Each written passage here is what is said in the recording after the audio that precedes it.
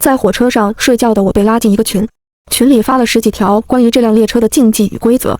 其中一条让我毛骨悚然，各位旅客，终点站就要到了，但并不是所有人都能平安下车。一刚打开手机，就看到自己莫名其妙被拉进了一个微信群，是禁言状态。此时人数显示是129人。尊敬的各位乘客，晚上好。一个匿名状态的人发言了。微信还能匿名？匿名：列车由于某种原因即将停止运行。停止运行的这段时间，希望各位乘客能够认真阅读本群提示，将生存守则牢记于心。注意，一定要牢记。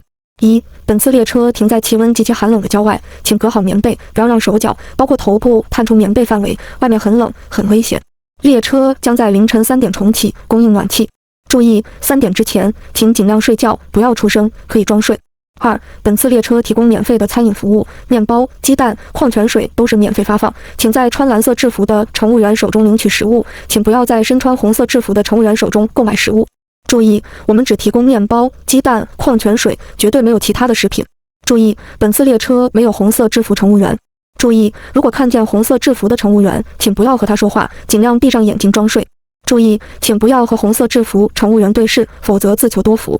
3. 为了公共卫生，请不要在列车车厢内吸烟，吸烟有害健康。注意，如果实在忍不住，可以在列车停止之前在厕所吸烟。4. 列车一旦停止，厕所门将自动锁上，无法打开。如果有人在里面出不去，请蹲下，请蹲下，以免被车窗外的人看到。注意，列车外荒无人烟的荒郊是没有人的，如果看见窗外有人影飘过，一定是幻觉。注意，如果厕所窗外的人开始目不转睛地注视你，请保持别动，屏住呼吸，直到他离开。注意，列车停止后，请不要在凌晨3点之前上厕所，不安全，不安全。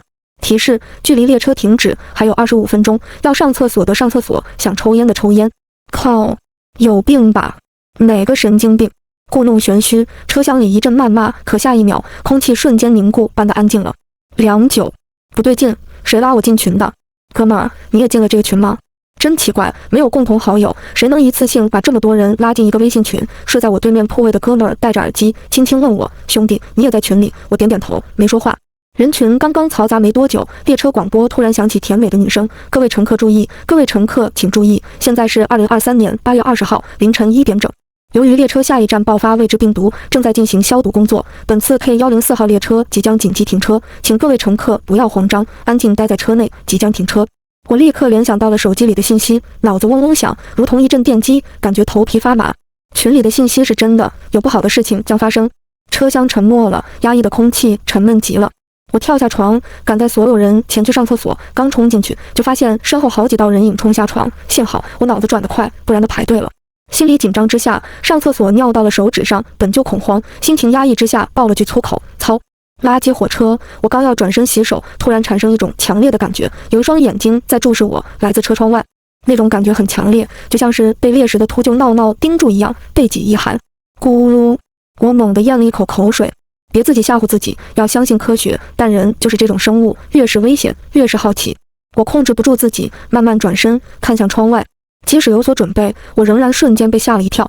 窗外不知什么时候站着一个黑影，那双眼闪烁诡异的红光，正目不转睛地盯着我，目光锁死。那双暗红色的瞳孔，红的如同聚合的鲜血，红的怪异，红的吓人。砰砰砰砰，砰砰砰！里面的人干什么呢？快出来！急死了，掉里面了！门外一阵催促声，如同催命一样，我却不敢出声，浑身颤颤巍巍，恐惧极了，什么唯物主义也抛在了脑后。那双红色眼球就像诡异跳动的烟花，一收一缩，如同心脏，中间是一圈灰色的弧度，就像地狱中的恶鬼透过镜子在观看我。见鬼，这究竟是什么？虽然看上去是人形，但那绝对不可能是人类。等等，群里有过提示，保持别动，屏住呼吸。我瞬间强迫自己冷静，身体靠在洗手台上，保持不动，屏住呼吸。那双眼睛突然一闪一闪的，似乎是在疑惑什么。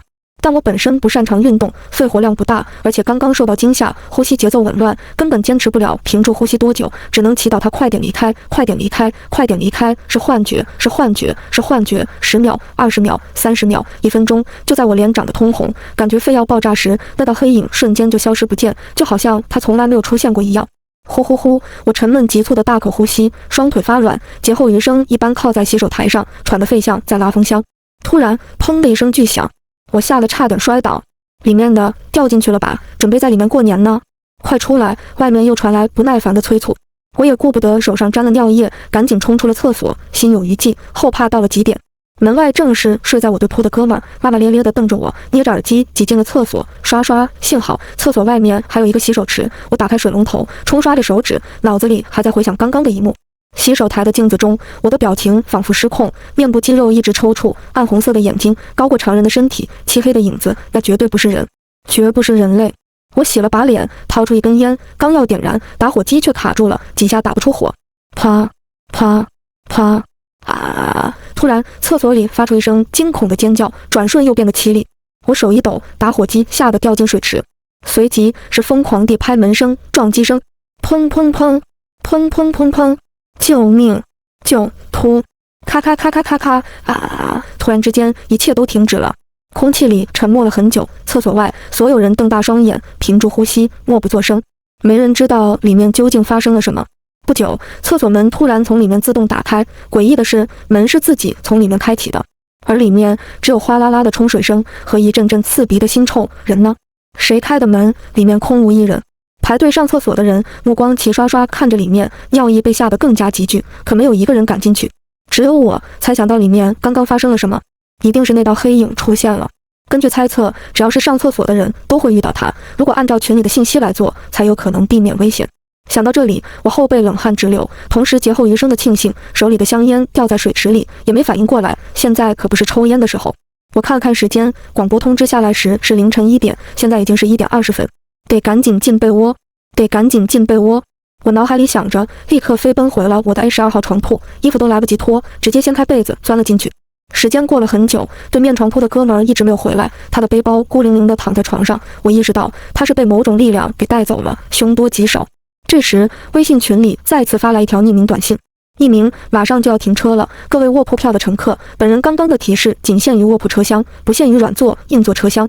如果听到其他车厢有什么奇怪的声音，不要在意，是幻觉，是幻觉，千万不要去查看，危险，危险，不限于其他车厢。这是什么意思？我百思不得其解。这时，微信又发来一句消息：13金，张宇，广播提示车就要停了，让我们下车去换乘其他列车。你下车了，赶紧打个电话给我，我们好会合。13金是我的高中兼大学好友杨春志，我们高中时就臭味相投，经常一起逃课去校外上网洗脚。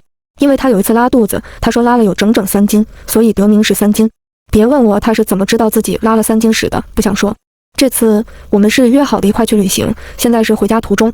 由于现在游客很多，我抢到了卧铺票，他手慢了，买的是硬座。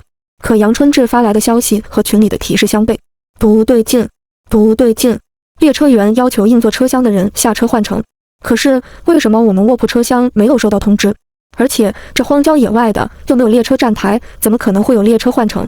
张宇，要下车了，你快点，东西别落下了。杨春志再次发来信息，我能感觉到列车已经减速到很慢了，即将停车。车厢内的气氛异常冷清，没有一个人吭声。过了良久，不知是哪个大嗓门突然吼了一声：“妈的，其他车厢都下车了，怎么不通知我们？”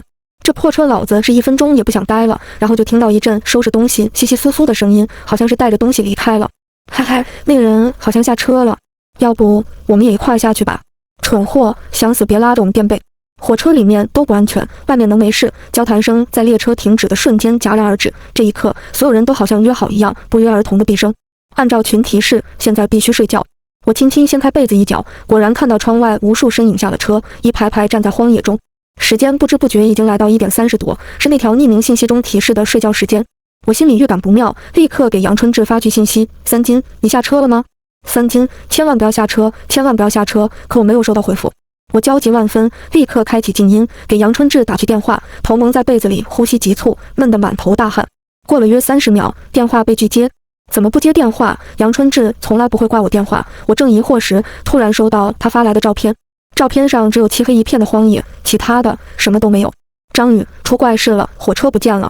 你下火车了吗？我这才发现，照片中拍的主体是在漆黑中蜿蜒的车轨，而车轨上根本没有火车，没有火车。那我们现在呢？火车明明停下了，应该是静止状态。如果火车不存在，那我们究竟在哪里？我脑子里一阵发懵，突然想到什么，立刻打开购票软件，然后我发现我查询不到 K104次列车，根本没有这趟列车。我顿住呼吸，四肢冰冷，心脏仿佛不是为自己而跳动，扑通扑通狂跳。突然，杨春志再次发来一条微信：“别下火车。”我立刻回复询问：“三金，外面到底怎么了？我还在火车上，可等了很久也没有回复。”火车的隔音效果很好，能够隔绝外界80%的声音。可是我的听觉从小就异于常人，虽然因为这一点导致我睡眠很浅，很容易被一丁点风吹草动吵醒，每次睡觉都要关闭手机流量。但此刻车厢外面传来的细微嘈杂声，我却听得一清二楚。啊！什么东西？老关，老关，别杀我！救我！救命！求你！我神经如同弓弦，处于紧绷状态。外面的声音渐渐演变成了凄厉的呐喊、悲切的哭嚎、谩骂肆意，夹杂着骨骼断裂的清脆声，宛如地狱回音的序曲。外面究竟发生了什么？人的好奇心一旦升起，就难以自控，更何况不安的紧张感迫使我想要一探究竟。强烈的挣扎后，我深吸一口气，鼓起勇气，想要弹出被子一角，偷偷看向窗外。就在这时，一阵诡异的声音突然打断了我：吧吧吧吧吧吧吧吧吧吧，如同高跟鞋踩过地板的声音，在安静的车厢内显得异常冰冷。然而，女性穿上高跟鞋走路，一般都会注意轻快，这声音明显不一样，就好像是骨头直接敲击地面。吧吧吧，声音越来越近。不，准确地说，它根本就在我面前。人在危机时产生的第六感很准，我能感觉到隔着一层棉被的外面，正有一双眼睛在窥探我。注意，3点之前，请尽量睡觉，不要出声，可以装睡。我想起群提示，手指紧紧捏住被子的一角，用思维暗示强迫自己睡觉。可越是如此，大脑却越是清醒，开始浮现出各种各样的妖魔鬼怪，吓得我冷汗涔涔，浸透了衣服。不知道是不是心理作用，此刻哪怕是在被窝里，温度也已经骤降，如临寒渊，手脚麻木。紧张惊吓之下，越是闭眼就越是焦躁。我拼命咬住下唇，不让嘴里发出声音，哪怕是呼吸声也要遏制，血液好似归零。渐渐的，眼皮越来越沉重，扑通扑通扑通，心脏疯狂地跳动中，不知不觉我竟然睡着了。不知过了多久，我被一阵燥热弄醒，挣扎了很久，咽了咽口水，缓缓睁眼。车厢里一如既往的安静，我听不到一点声音。我看了一眼手机，反正已经到了凌晨3点。就在我劫后余生的松口气时，意外发生。啊！我的宝宝，我的宝宝呢？宝宝，宝宝，宝宝，谁抱走了我的儿子？呜呜呜！车厢陷入不安的惶恐。靠！你哭什么哭？想把那东西引过来吗？闭嘴呀！你想害死我们所有人吗？尽管提示里说现在已经是安全时间，但神经紧绷的乘客们还是后怕。喂，刚刚你们也听见了吧？那奇怪的脚步声。刚刚就在我床头，那个声音一直响，所有人谈论起了刚刚到诡异事件，没有谁关心那个丢失孩子的女人。就在这时，一个脾气粗暴的男人站起身，一耳光甩在那女人脸上。啪！哭个毛啊！女人就是他妈的自私，你想害死我们吗？女人不顾脸上火辣辣的，抓住男人的衣袖。我的宝宝，我的宝宝刚刚就在被子里，他不见了，一定是被偷走了。谁偷走了他？难道是刚刚那个东西把他的孩子抱走了？不会吧？小孩被人抱走会有哭声。我知道了，群里提示不是说只有盖在被子里才是最安全的吗？一定是他的小孩身体裸露在外面，被那东西发现了。也不是没有可能，自己当妈的不保护好自己孩子，能怪谁？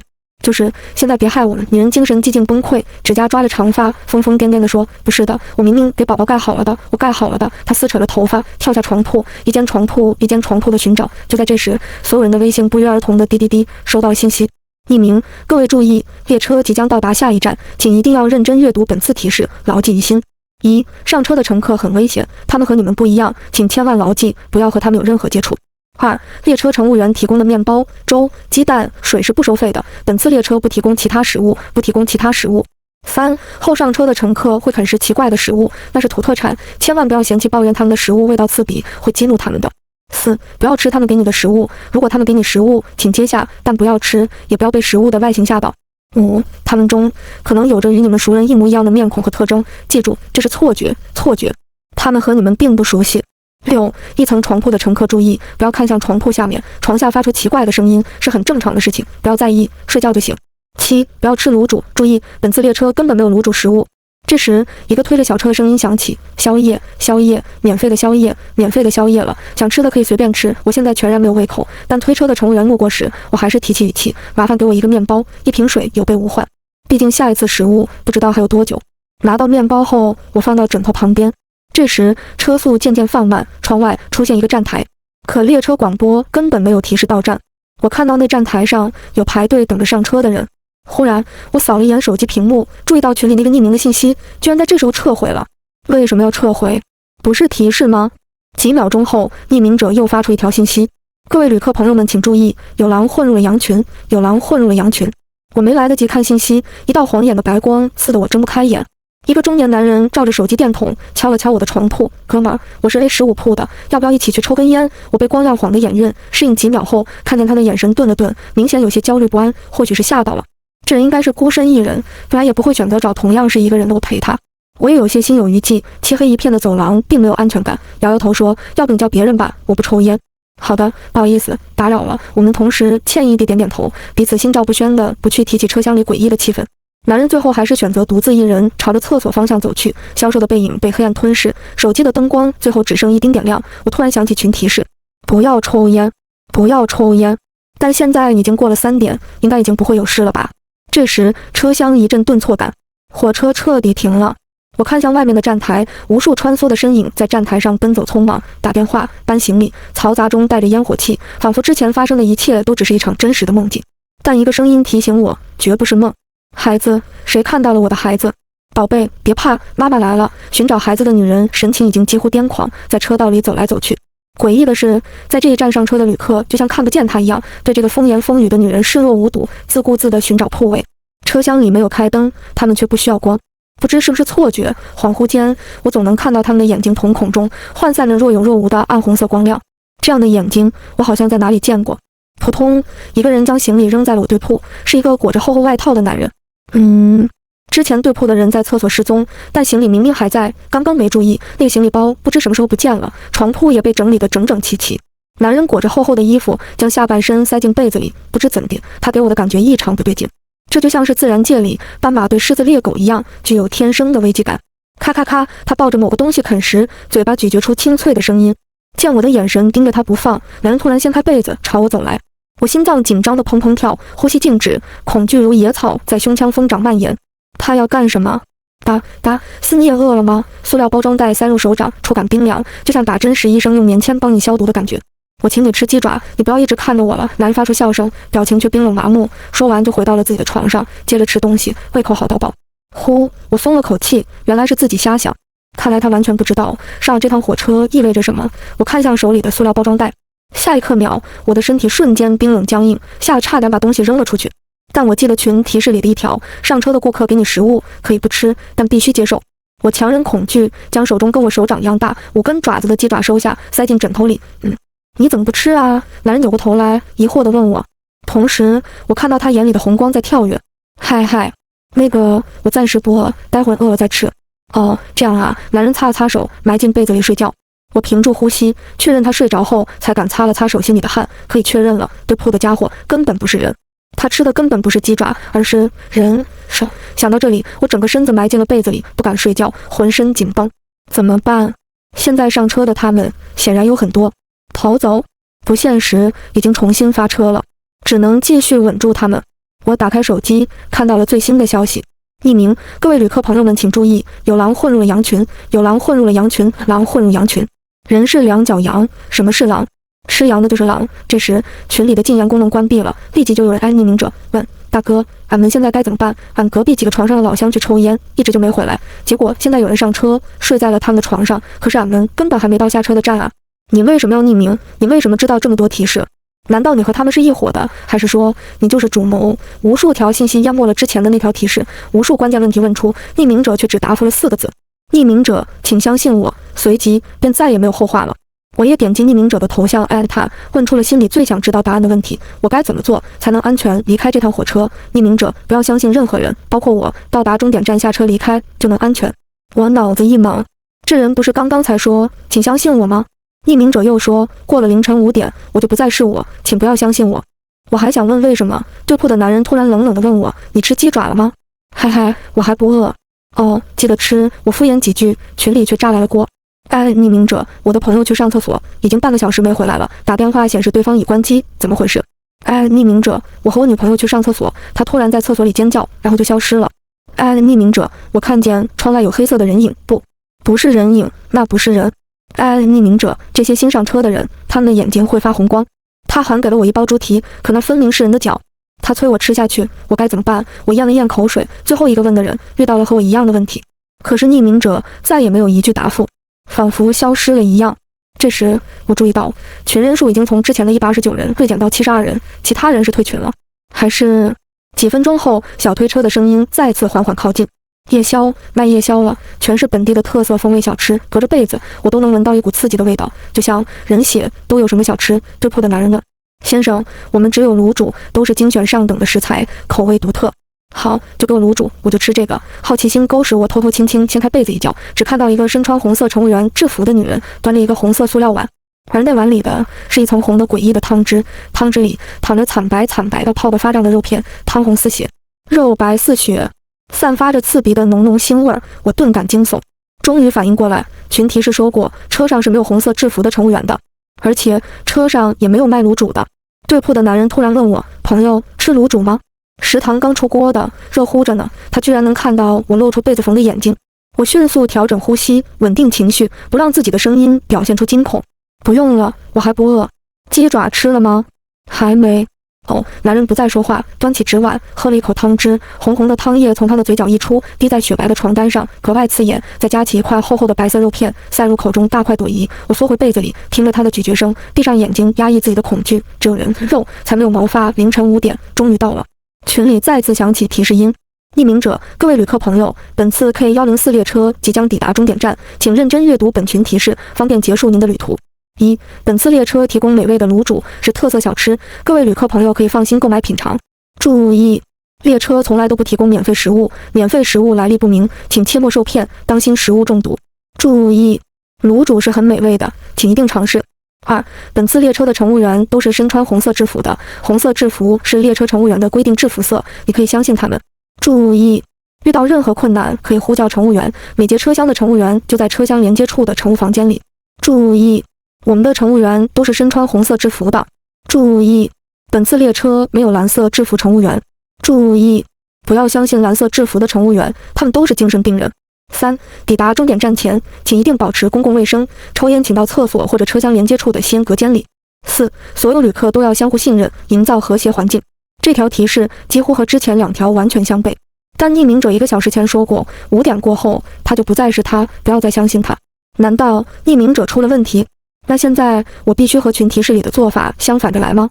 我紧咬牙关，长期的紧张状态下，我的尿意袭来，膀胱强烈胀痛。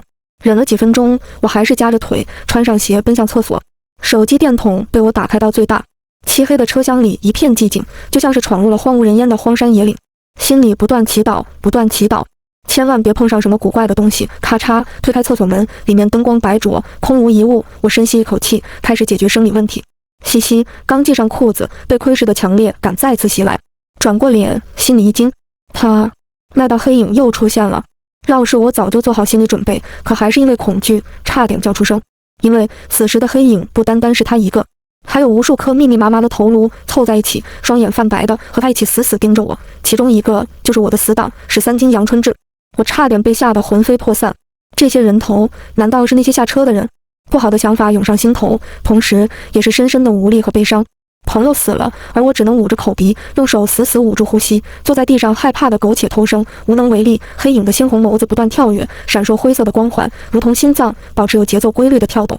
而我死死屏住呼吸。这次和上次不一样，上次黑影1分钟就走了，这次时间更久，他还是不走。我感觉天旋地转，嘴里都快吐出白沫。妈的，怎么还不走？这次就算不被他杀死，我也得憋死，但我只能拼命的憋。就在我快要憋死的时候，感觉肺快要炸裂，黑影和那些人头才从窗外消失不见。呼呼呼呼呼呼，我沉重地喘着，在古鬼门关一遭，大汗淋漓，恍如隔世靠 TM 的。我再也不上厕所了。我回到床铺，顶着无数道窥探的红色眼眸，爬上床铺。这时，我因为恐惧已经吓得饿了，顺手抓起枕头下面旁的面包，一大口地塞进嘴里咀嚼。可嗨嗨，一口下去，我瞬间感觉不得劲，不是面包。我一看，居然是那包鸡爪。正当我反胃的想要吐掉时，耳朵灵敏地听到一阵窸窣声，是对铺的人，他的目光正在漆黑中偷偷地盯着我。如果我吐了，他会不会发现我和他不一样？想到这里，我一把将整个鸡爪塞进嘴里，佯装大口咀嚼的样子，点头表示味道不错。下一刻，我钻回被子里，佯装取水喝，实际上一张嘴将腥味十足的五指鸡爪吐进塑料袋，上面还带有血丝。然后我将面包塞进嘴里，再次抬起头时，大口大口咀嚼，装作是在吃鸡爪，然后喝一口水咽下。你吃鸡爪怎么不吐骨头？男人问道。嘿嘿，我笑笑说，骨头也很好吃的，只要嚼碎就行。哦，你吃了鸡爪？男人说完就不再出声。我不动声色将吐出的鸡爪塞进床单下面，再掀开被子，倒头就睡。叮咚，各位旅客朋友，下一站终点站江城就要到了，请各位旅客收拾好行李，准备下车，要下车了。我眼里闪烁金光，终于看到了生的希望。可下一秒，群里突然发出信息：匿名，各位旅客，终点站就要到了，但是并不是所有人都能平安出站下车，只有第12号车厢，也就是列车末端，只有穿过那道车门才能安全离开，其他车门都是死门，并且只能穿过一个人。靠，你玩我呢？眼看到站了，你现在说只能一个人离开？妈的，大不了拼了！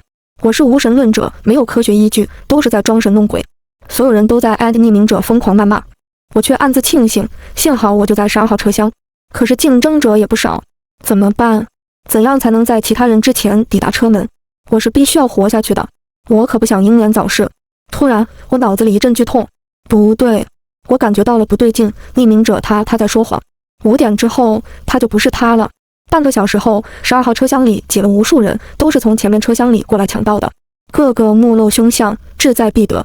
可我依旧躺在床上，甚至庆幸的、兴致勃勃地看着他们一群人争夺一个出口。江城站到了，各位旅客朋友，本次旅途即将抵达终点站，请收拾好行李，看好老人小孩，准备有序下车，不要拥挤。伴随着广播声，列车驶入空旷的站台。此时黎明到来，象征希望与明天。咔咔咔！就在门开的瞬间，人群拥挤地朝着12号车厢的门挤去。前面的人眼看就要下车，却被后面的人抓住喉咙，压在地上踩踏。很快，就在无数人在拥挤的脚下失去呼吸，而我则趁机在混乱的人群中狠狠绊了一脚。人群就像叠多米诺骨牌一样，纷纷向前跌倒，哀嚎声中，哭泣谩骂不断。我则抓起背包和伞，踩着摔倒人铺成的红地毯，迅速冲了过去。不是12号车厢末尾的12号门，而是相反方向12号车厢前端的门。我疯狂地笑着，嘴里的口水飞了出来。突然，我看见一个女孩在我前面，就要穿过门离开。原来看破匿名者的谎言的不止我一个人。妈的，虽然只能离开一个人可能是谎言，但我还是必须保险起见。手里的长伞的柄是铁质的，末端有一个弯曲，我用尽全力的一挥，咔嚓！啊！金属伞把将女孩的脚踝砸出骨骼碎裂的声音，女孩一声痛苦的尖叫，跌倒在地上，绝望不甘地看着我。对不起，人不为己，天诛地灭。我留下一句话，踩着她的腹部一跃而过，飞出了车门。果然如我所料，门外没有危险，只有通往安全出口的道路。5点之前，匿名者的那条消息，过了凌晨5点，我就不再是我，请不要相信我的意思就是5点后，他的话已经不可信了。但是这条消息当时被其他人发出的信息淹没了，看到人少之又少。而经过前2次提示成功活下来的人，对匿名者有种潜意识的信任，所以他们几乎都将这句提示抛之脑后。而我应该是少数注意到这条提示，而又少之又少牢记于心的人。那个女孩也是，其他车厢不排除也有理智的人。冲出车门的第一件事，我疯狂地向着安全出口跑去。而所谓的12号门已经发生了严重的踩踏事故，眼瞳闪烁红光的人突然表情木讷，向着这些愚蠢的人发动突袭。这些都是我在余光中最后看到，而侥幸冲出12号门的人也没有活下来。不知名的红光在门口闪烁，如同无形的刀刃，收割稻谷般将他们切割成了一块块散落的肉条，最后顺着安全通道逃生的，仅仅只剩我和另外19个人安全了，哈哈，安全了，太好了，终于逃出升天了。妈的，老娘这辈子再也不坐火车！就在我们所有人一脸劫后余生的喜悦冲出出口时，我突然心里涌起一阵悸动，怎么回事？不远处，无数人正在出口处迎接，他们脸上的笑容让我联想到了厕所里看到的。不对劲，这些迎接的人很反常，脸上的笑容太僵硬了。突然，我眸光一沉，看到几个最不可能看到的身影。第一个是我对铺那个戴着耳机的哥们，他本来已经失踪在厕所里了。第二个则是我高中到大学的好友杨春志。他早就在中途下火车了，最后一次看到他的影子时，我在厕所。第三个则是一个披头散发的女人，就是那个寻找